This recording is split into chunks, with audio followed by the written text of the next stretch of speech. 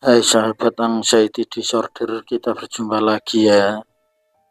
Kali ini saya akan menceritakan saat pertama kali kena serangan panik ini ya.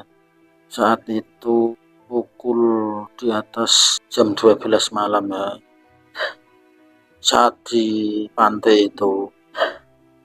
Nah, jam 2 malam saya balik ke rumah lanjut makan, berharap badan tak lagi lemas dan pikiran tak takut mati.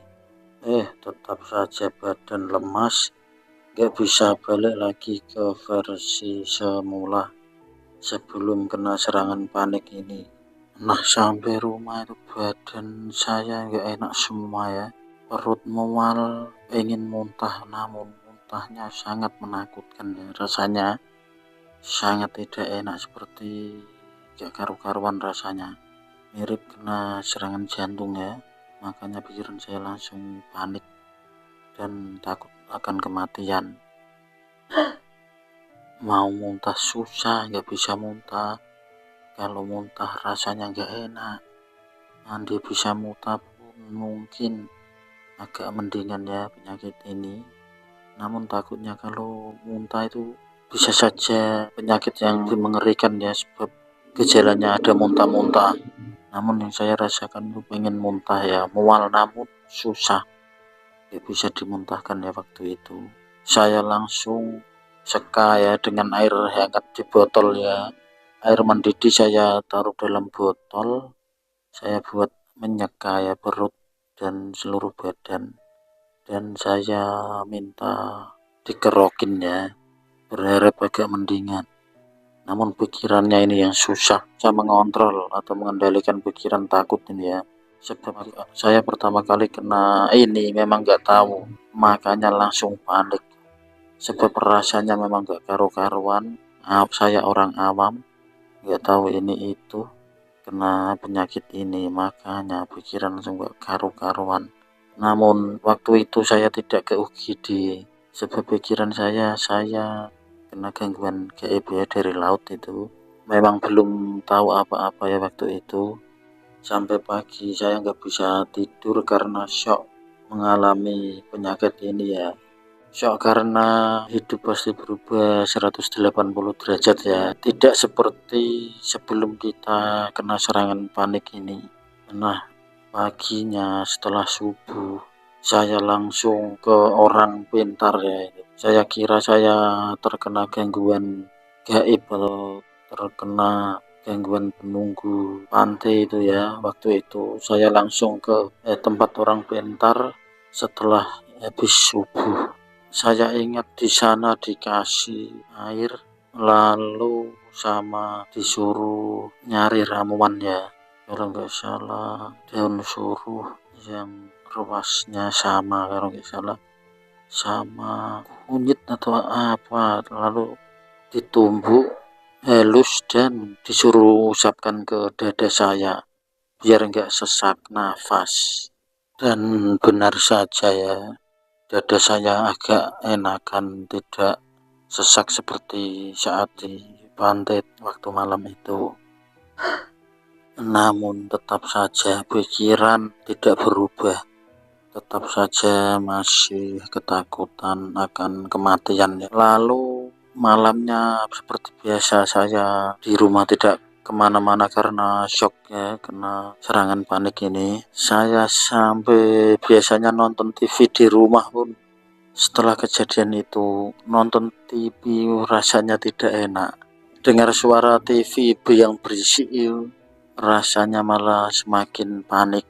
Sehingga saya memutuskan tidak menonton TV ya malam itu setelah saya kena serangan panik ini. Nah, kalau malam ternyata setelah saya tidur seperti ada angin yang masuk lewat jendela kamar, dan nafas saya ngap-ngapan lagi alias sesak lagi. Entah karena panik, takut, atau memang karena asam lambung. Di malam pertama setelah kena serangan panik, tidur pun tidak nyenyak, kebangun terus karena sesak nafas. Lalu saya memutuskan ke klinik ya, untuk mencek darah saya ada penyakit apa. Setelah ke orang pintar, lalu ke klinik ya, ke medis. Beberapa hari ya saya memutuskan ke medis untuk tes darah. Nah, hasil tes darahnya saya divonis tipes, penyakit tipes, dan disuruh opnam di puskesmas. Dikasih rujukan opnam di puskesmas. Namun di puskesmas saya dikasih selang oksigen, saya lepas sebab tidak enak rasanya, malah semakin sesak. Saya panik keluar masuk kamar puskesmas itu ya, keluar masuk karena sesak nafas sehingga tidak nyaman di kamar atau di tempat tidur puskesmas itu, sehingga saya lebih sering di luar kamar atau tepatnya di luar ruangan puskesmas. Di luar pintu masuk saya masih ingat ada dampar, itu saya tiduran di situ terus di luar pintu puskesmas sebab panik, dikit-dikit sesak nafas sehingga tidak nyaman berada di kamar puskesmas. Kalau sesak nafas saya buat jalan sengaja keluar dari kamar puskesmas itu ya, karena panik kalau sesak nafas, sehingga keluar masuk dan lebih sering di luar.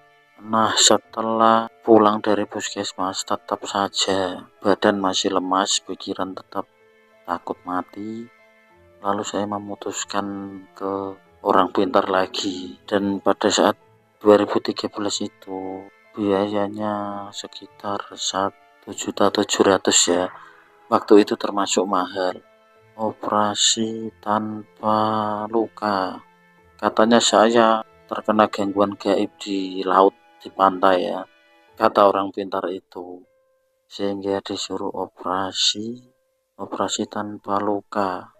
Tangannya ditutupi handuk, tangannya masuk ke perut saya katanya, dan ditutupi handuk. Lalu setelah itu tangannya keluar ada kayak usus-usus gitu, lalu langsung dimasukkan ke air dan dimasukkan ke dalam plastik putih bening sebagai bukti ya kalau ada penyakit di dalam tubuh saya, itu katanya ya. Dan di situ memang banyak orang-orang seperti dokter atau wartawan yang ke situ mewawancarai orang pintar itu.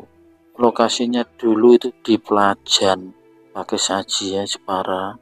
Setelah dari sana dikasih ramuan-ramuan ya, obat-obatan tradisional, malah tubuh saya semakin lemas. Setelah dari sana saya tiduran di kamar terus karena lemas sekali setelah dioperasi orang pintar itu tanpa luka ya, operasi tanpa membelah kulit katanya. Dan alhamdulillah, entah itu benar atau salah, namun memang banyak yang datang ke situ.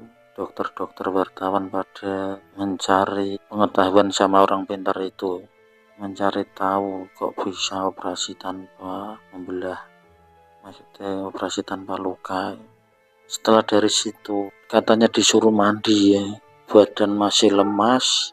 Sorenya saya paksa mandi, padahal badan rasanya sangat lemas, namun saya tetap memaksa untuk mandi karena disuruh orang pintar itu buat mandi, sebab ramuan dari sana ada yang buat mandi.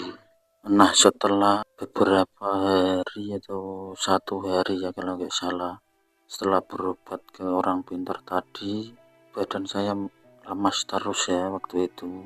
Lalu saya putuskan minta rujukan dari puskesmas untuk berobat ke rumah sakit ya.